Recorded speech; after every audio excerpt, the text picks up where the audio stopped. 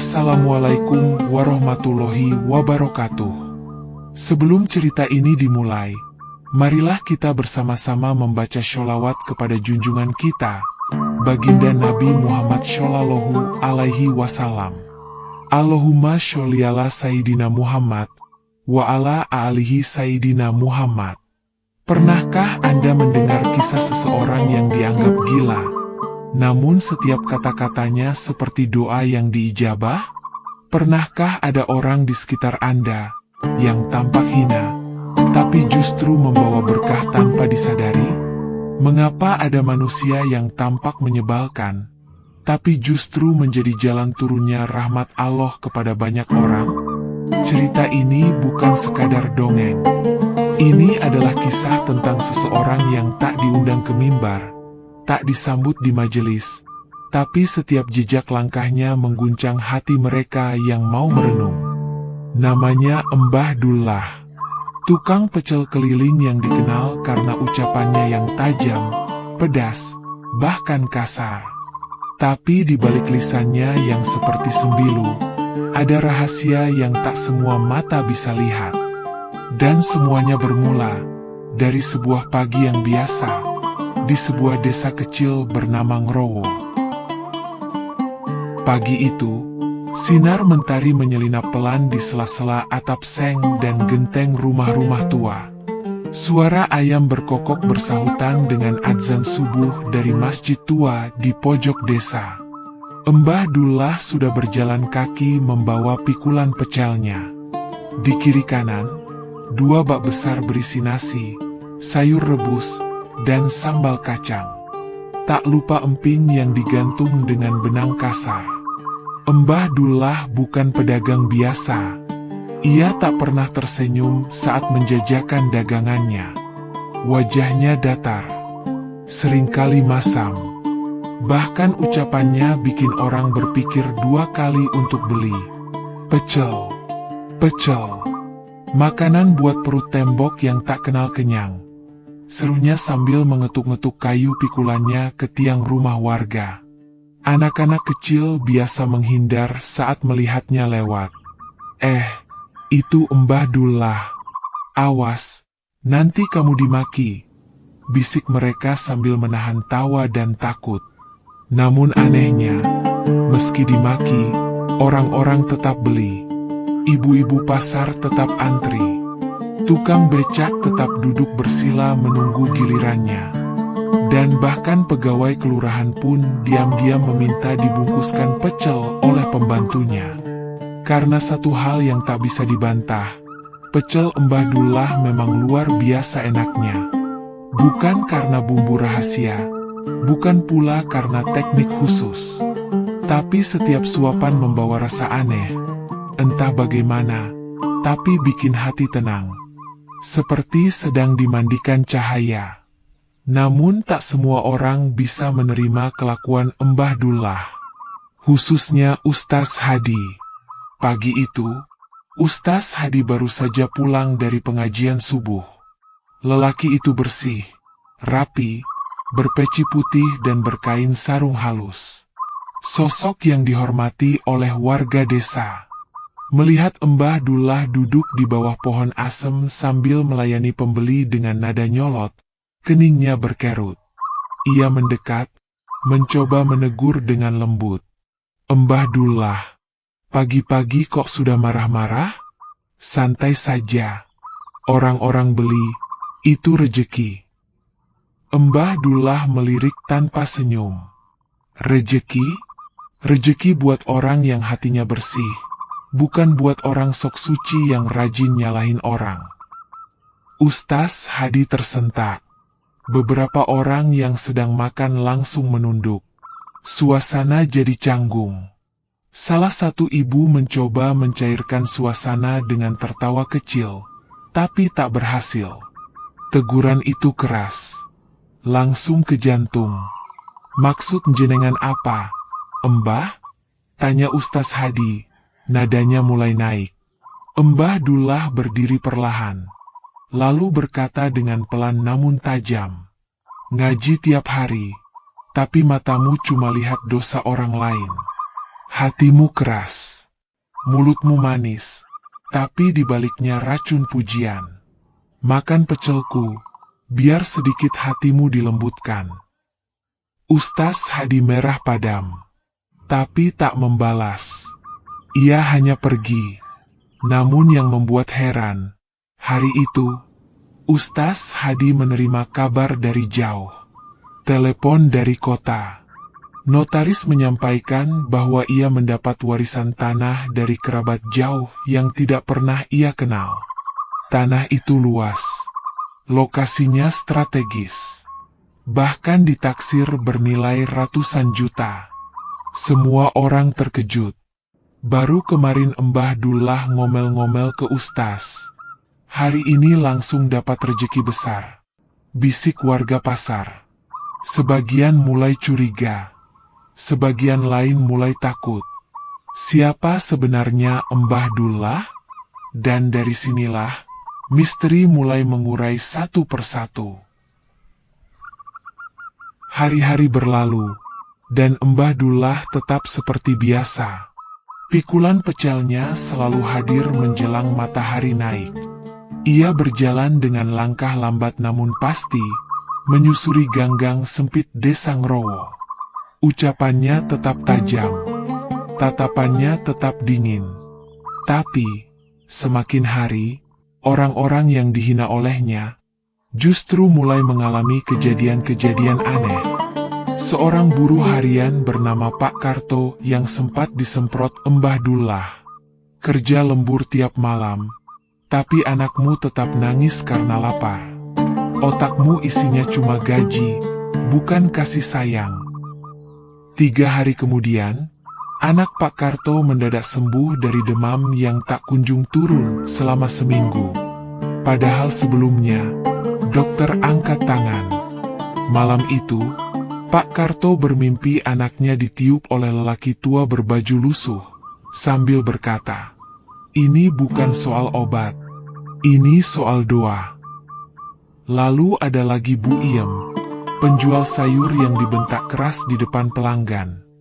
Jualan tiap pagi, tapi suamimu tidur di rumah kayak bangkai.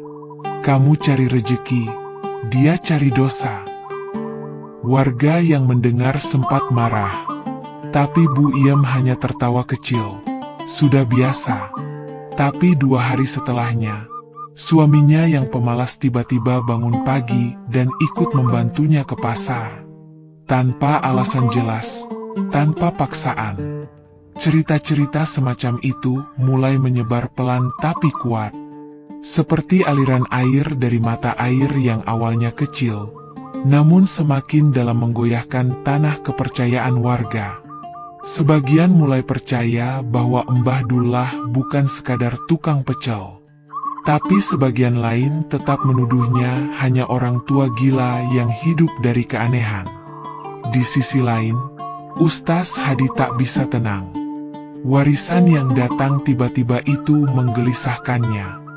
Ia ingat kata-kata Mbah Dullah. Hatimu keras. Matamu cuma lihat dosa orang lain. Ia beristighfar malam itu, berulang-ulang. Tapi tetap saja, wajah Mbah Dullah terbayang.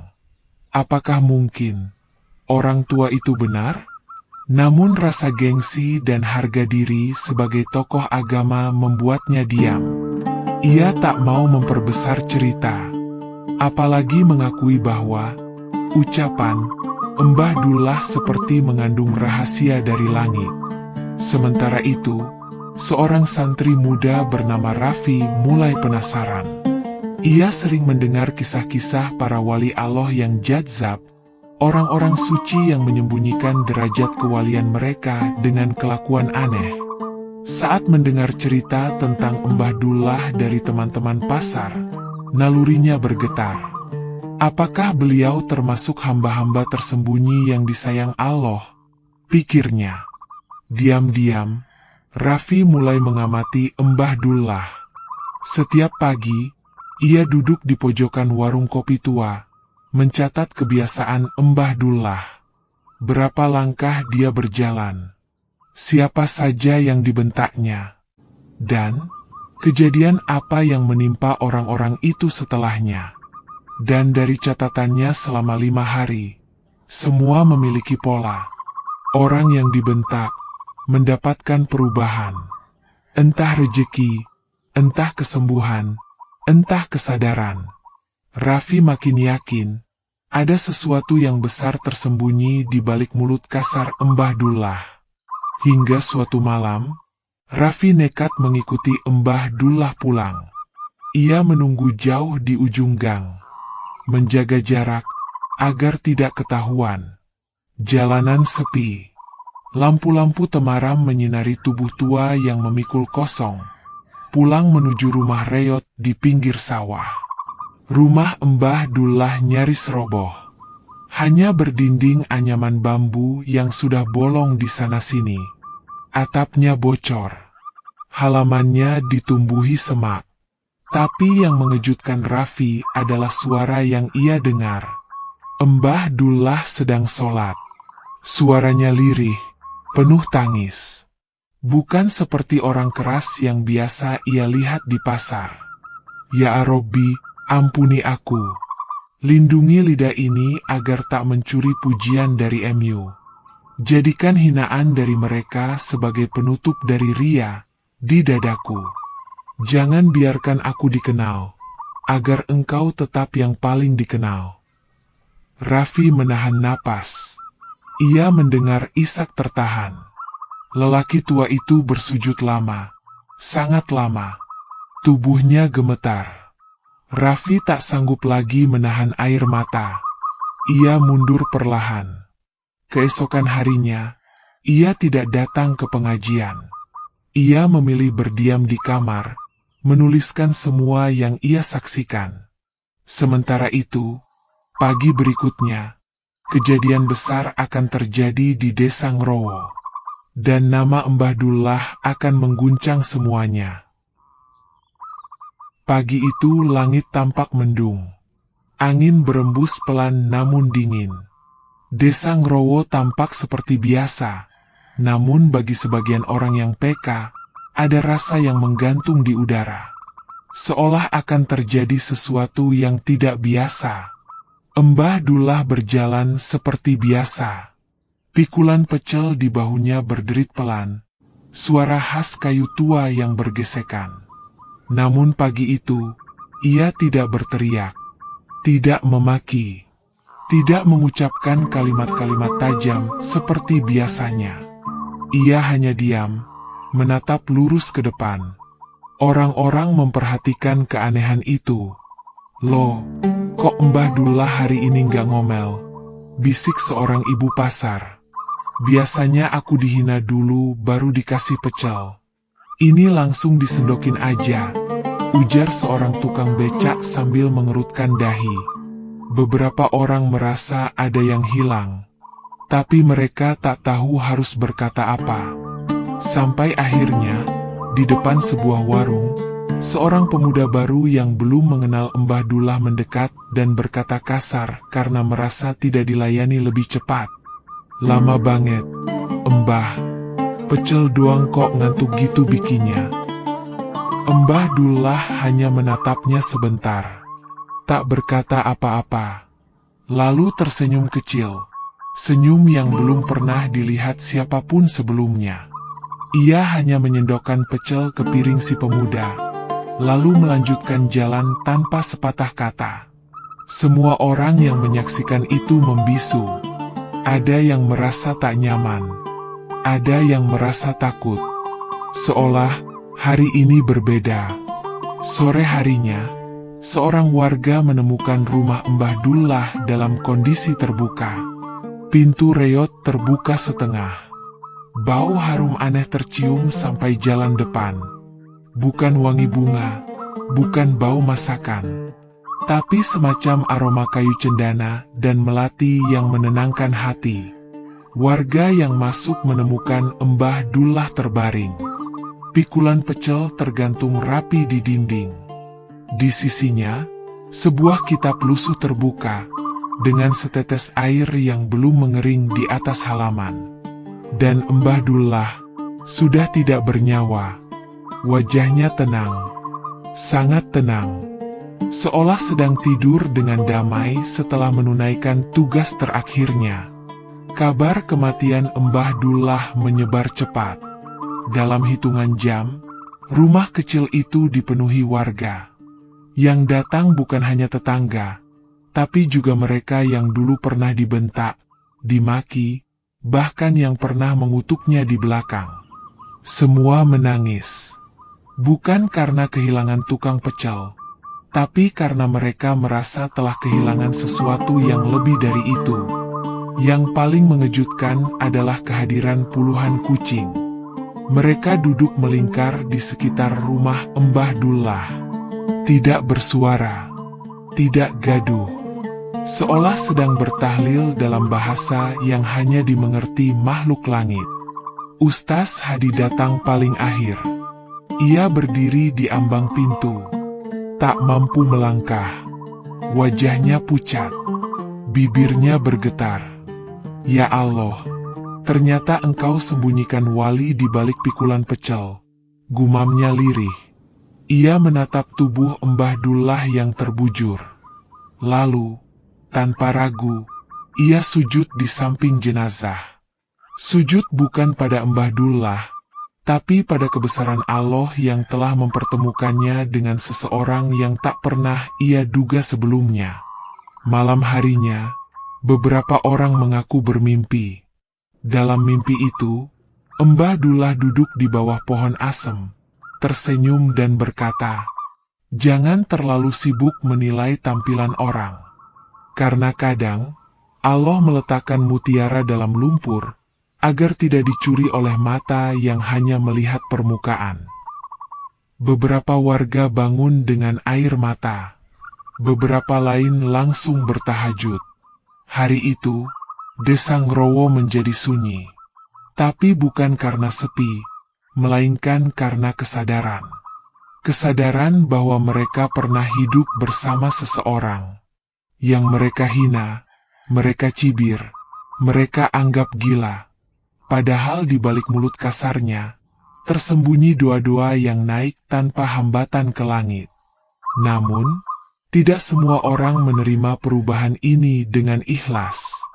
Beberapa warga yang dulu paling keras mengutuk Mbah Dullah mulai berbisik-bisik. Mereka menuduh ini sebagai pengkultusan. Bahwa yang mati ya tetap mati. Tidak perlu dibesar-besarkan. Dan mereka merencanakan sesuatu. Sesuatu yang akan menguji cinta warga kepada sosok yang baru saja mereka tangisi. Karena belum semua orang percaya bahwa di balik lisan kasar itu, ada rahasia langit yang tak bisa dijelaskan dengan logika biasa. Beberapa hari setelah pemakaman Mbah Dullah, Desa Ngrowo kembali ke rutinitasnya. Namun suasananya tak lagi sama. Ada kekosongan yang tak bisa dijelaskan. Tak ada lagi suara kayu dipukul-pukulkan ke tiang rumah.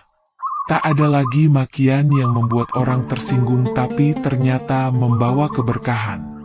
Namun di tengah kesedihan itu, muncul bisik-bisik yang perlahan berubah menjadi hasutan.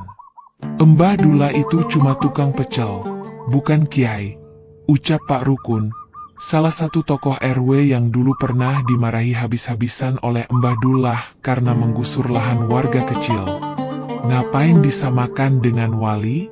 Kematian jangan disakralkan, timpal Bu Lestari, yang warungnya pernah sepi karena dagangannya dikatakan makanan dari tangan rakus oleh Mbah Dullah. Orang-orang seperti mereka merasa malu. Bukan karena mereka benar, tapi karena kenyataan menunjukkan bahwa orang yang mereka anggap hina, justru lebih dekat dengan langit. Dan hasutan itu mengarah ke satu niat, menghapus jejak Mbah Dullah. Pagi hari ke-7 setelah wafatnya Mbah Dullah, sekelompok warga mendatangi rumah tuanya. Mereka membawa cangkul, palu, dan karung. Mereka bilang pada warga lain bahwa rumah itu akan dibongkar, dan isinya dibersihkan. Kita bersihkan semuanya.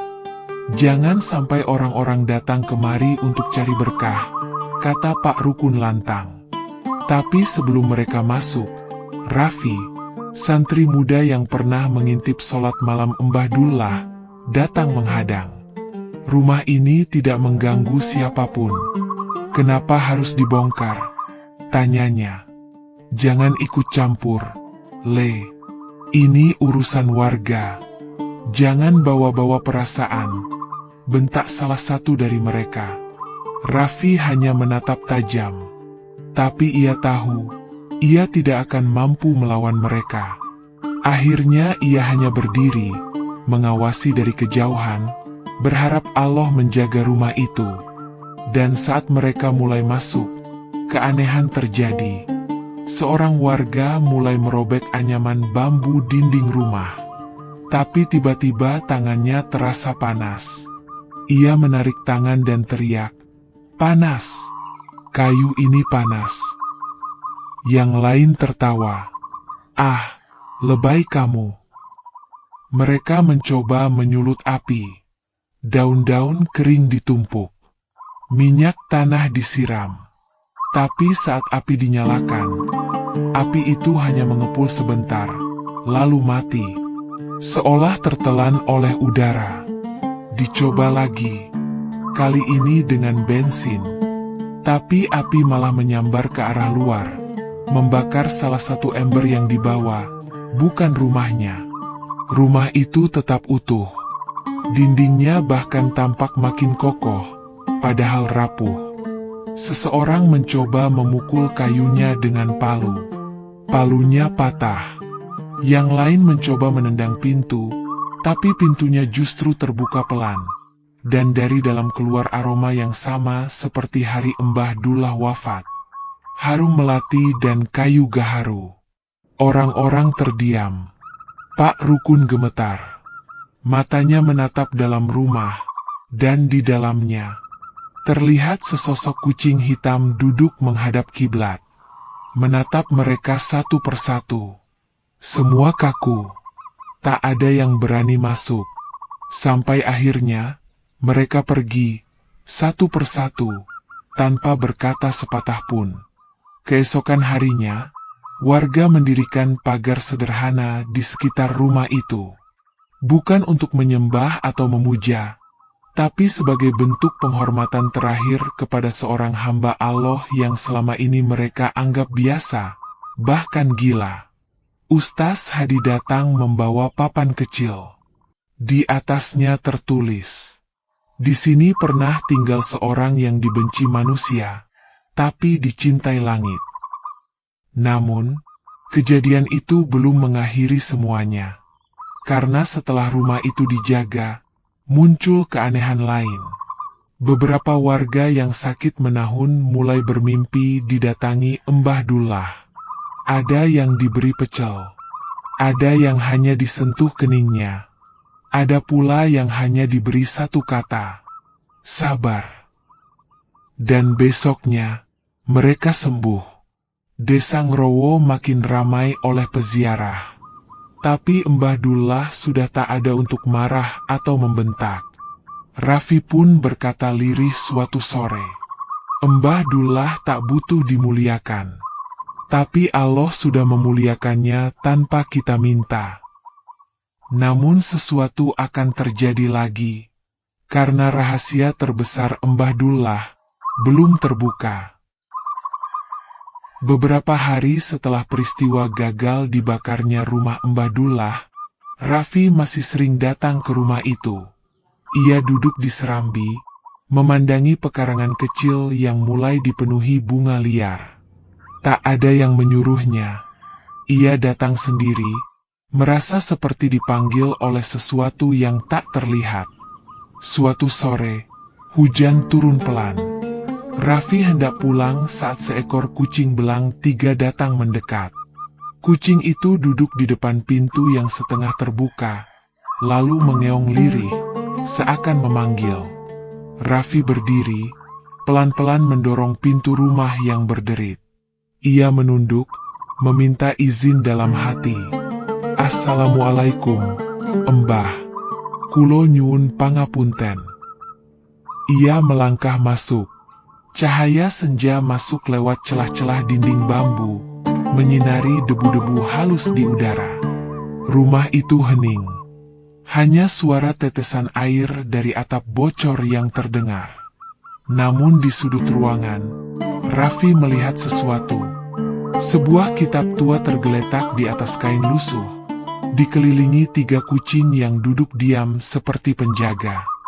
Raffi mendekat. Ia menunduk, menyentuh kitab itu dengan tangan gemetar. Sampulnya dari kulit yang telah retak, namun masih tercium wangi kayu cendana yang samar. Ketika ia buka halaman pertama, ia terdiam.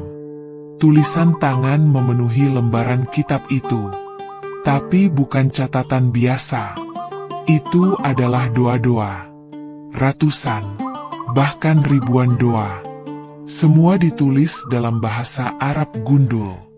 Tapi di sampingnya, ada catatan kecil dalam bahasa Jawa kasar. Misalnya, Endoro iki wonge keras. Saben dungo dijupuk marang Gusti, dicekel karo gengsi.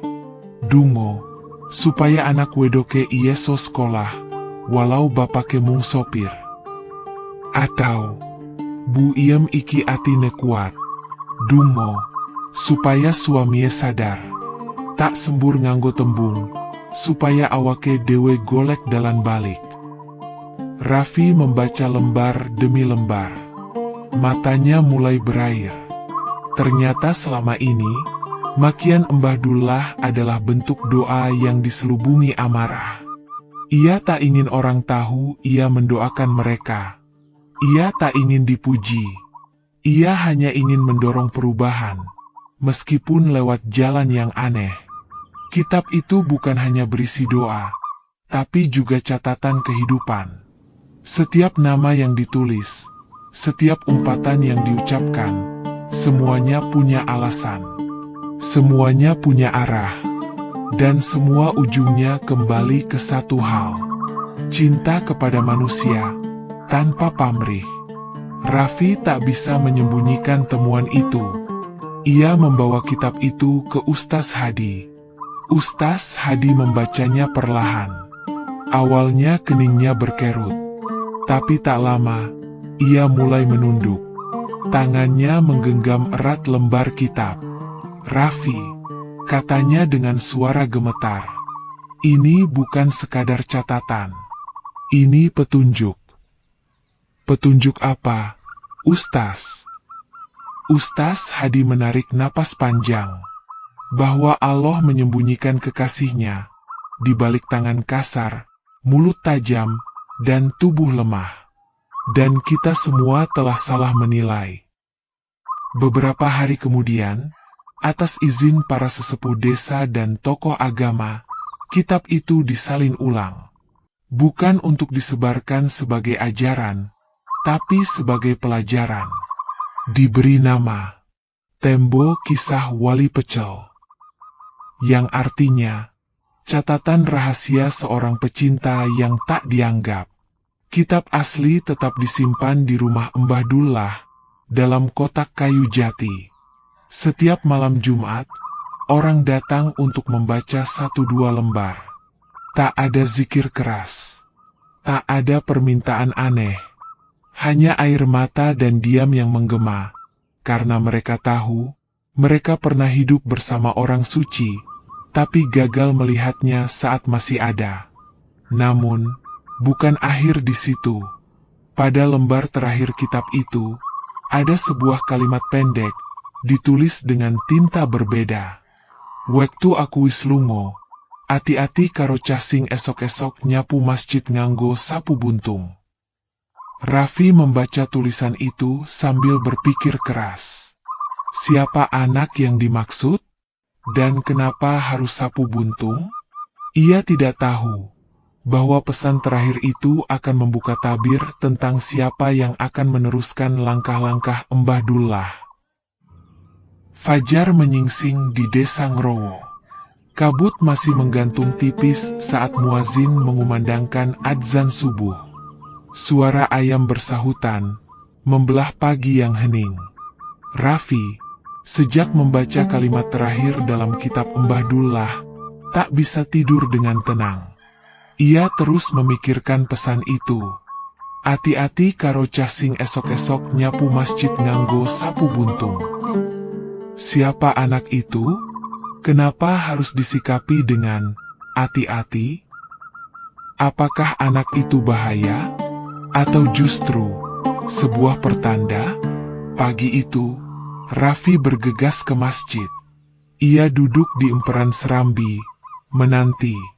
Beberapa jamaah subuh lewat, menyapanya. Ia hanya tersenyum tipis.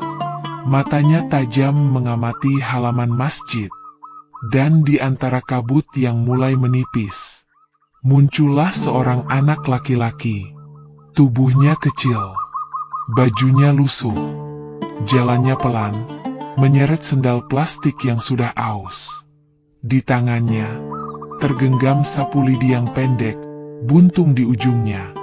Anak itu mulai menyapu halaman masjid. Gerakannya lamban, tapi tekun. Tak ada yang menyuruh, tak ada yang memperhatikan, selain Raffi yang tak bisa mengalihkan pandangan. "Dek," sapa Raffi perlahan. Anak itu menoleh, wajahnya polos. "Iku sapune kenapa buntung?" tanyanya pelan. Anak itu menjawab, "Iki warisan dari Mbah sing wes seda. Katanya, aku disuruh terus nyapu nganti ora ana sing ngenyek kucing maneh." Raffi terpaku. "Mbah MU sopo, Le?" Anak itu menjawab sambil melanjutkan menyapu, "Mbah Dullah, aku cucu angkate. Dulu dibuang wong tuaku, diambil Mbah Dullah pas aku lagi nangis di pinggir pasar." Berita tentang bocah penyapu sapu buntung menyebar cepat. Apalagi saat diketahui bahwa ia adalah anak angkat Mbah Dullah. Tapi yang membuat semua orang terkejut adalah sikap anak itu. Meskipun anak-anak lain mengolok, ia tidak membalas. Saat orang dewasa menghardik karena dianggap kotor, ia hanya diam. Tapi setiap pagi, ia tetap menyapu halaman masjid dengan sapu buntung yang tak pernah diganti.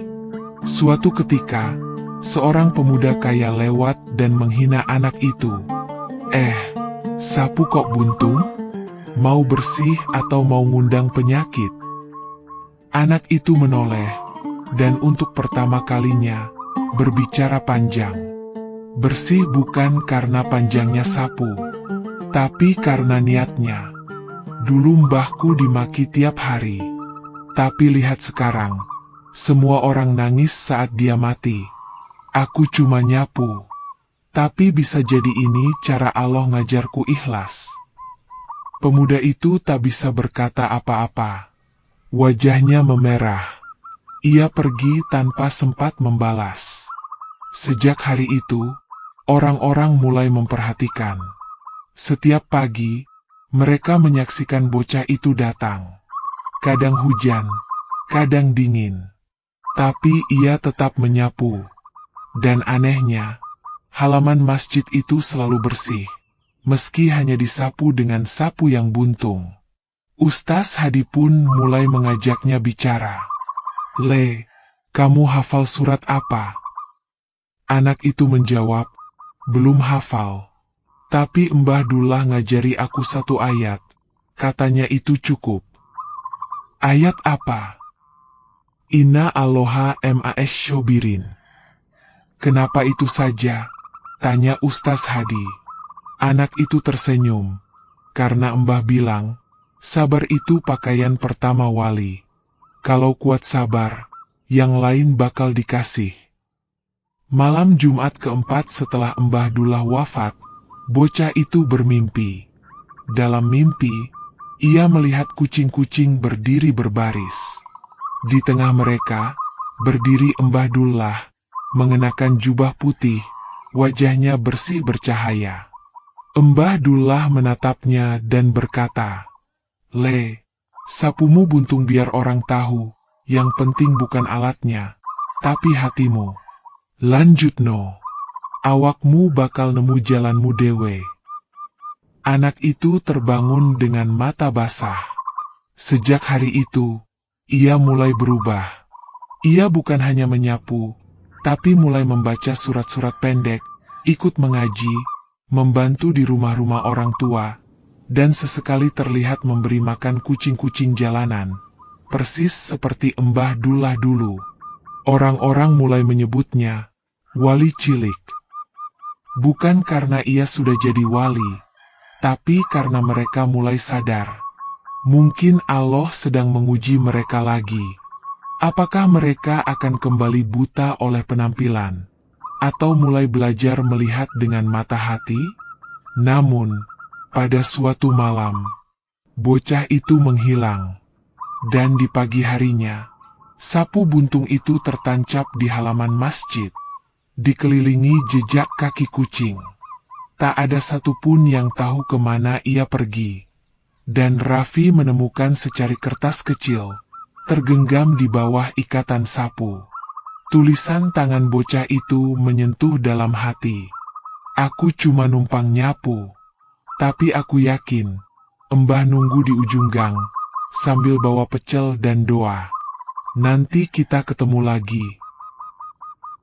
Hari-hari di Desa Ngrowo kembali berjalan seperti biasa. Tapi tak ada yang benar-benar kembali seperti semula. Pagi-pagi, halaman masjid tetap bersih, meski tak ada yang menyapu. Setiap malam Jumat, orang-orang masih datang ke rumah tua Mbah Dullah. Mereka membaca kitab, duduk diam, lalu pulang dengan wajah tenang, seolah baru saja bertemu sahabat lama.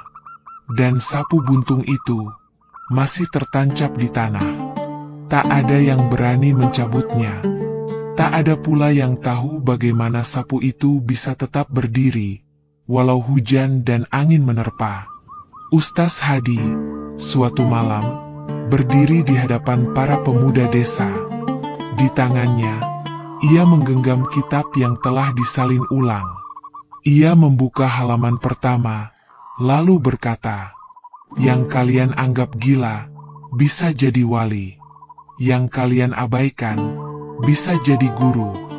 Dan yang kalian hina, bisa jadi sedang menyeka dosa kalian dengan doanya." Para pemuda itu diam. Angin malam menyusup pelan lewat celah dinding. Lampu minyak bergetar. Lalu Ustaz Hadi membacakan satu catatan dari kitab itu, yang tertulis dengan tinta merah. "Wong sing diarani gendeng, asline mung ora duwe tameng gengsi. Wong sing diarani edan, asline mung wes nyerah marang urip, supaya bisa nyambung karo langit." Beberapa bulan berlalu. Raffi kini sudah menjadi guru ngaji untuk anak-anak kecil. Tapi sesekali, ia masih duduk di serambi rumah Mbah Dullah. Ia merenung, mengingat semua kejadian yang pernah terjadi. Sore itu, ia ditemani seorang nenek tua, salah satu warga yang dulu paling keras membenci Mbah Dullah. Nenek itu berkata lirih, "Aku pernah nyumpahi Mbah Dullah, Nak. Tapi malam sebelum dia mati, aku mimpi dia datang, bawa pecel dan bilang, 'Mangan, Bu, rasane barokah.' Esoknya, lututku yang sakit selama belasan tahun sembuh." Raffi hanya tersenyum. Ia tahu, Mbah Dullah sudah memaafkan semua orang, bahkan sebelum mereka sadar telah menyakiti. Suatu malam, ketika angin terasa aneh dan bintang tampak lebih dekat dari biasanya, Raffi bermimpi. Ia berdiri di sebuah gang panjang. Cahaya kuning temaram menghiasi dinding-dinding rumah. Dan di ujung gang itu, berdiri Mbah Dullah, dengan pakaian putih bersih dan tangan membawa pincuk pecel yang masih hangat. Di sampingnya berdiri anak kecil dengan sapu buntung. Di belakang mereka, barisan kucing duduk rapi, seolah menunggu sesuatu. Mbah Dullah tersenyum dan berkata, "Raffi, Wong sing ora butuh panggonan, bakal oleh panggonan paling suci. Wong sing ora golek pujian, bakal dingerteni dening langit. Ngerti ora, Le? Urip kui mung numpang. Tapi nek numpangmu gawe resik, Allah bakal nyediani omah sing ora isa rusak selawase. Raffi terisak. Ia melangkah, ingin memeluk mereka. Tapi cahaya di ujung gang semakin terang. Dan Mbah Dullah mengangkat tangan. Wis, wektumu durung tekan. Balio, ajarno sing liyan. Lalu semuanya lenyap. Raffi terbangun dengan air mata. Tapi hatinya tenang. Ia tahu, Mbah Dullah tak benar-benar pergi. Ia hanya pindah tempat. Dari tanah ke langit, dari rumah reot ke rumah cahaya, dan dari mulut makian ke pusara doa-doa yang tak pernah putus. Dan siapapun yang pagi-pagi menyapu dengan sapu buntung, siapapun yang menolong tanpa ingin dipuji, siapapun yang berani dicaci karena membela yang lemah, barangkali tanpa mereka sadari, mereka sedang berjalan di gang yang sama. Gang para wali yang tak diundang, tapi selalu dikenang. Dari kisah Mbah Dullah, kita belajar bahwa kebenaran, cinta, dan keikhlasan seringkali tersembunyi di balik wajah yang tampak berbeda dari kebiasaan kita menilai. Bahwa seorang yang terlihat kasar, tidak berarti ia buruk.